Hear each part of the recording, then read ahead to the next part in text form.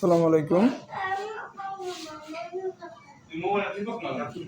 আপনারা যারা বোম্বাই মরিচ কিনতে চান, বোম্বাই মরিচ বিক্রি করি।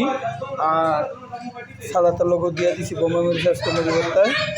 এদিকে লেবু আছে, সিলেটটা লেবু, যারা লেবু কিনবেন তারাও নিতে পারবেন।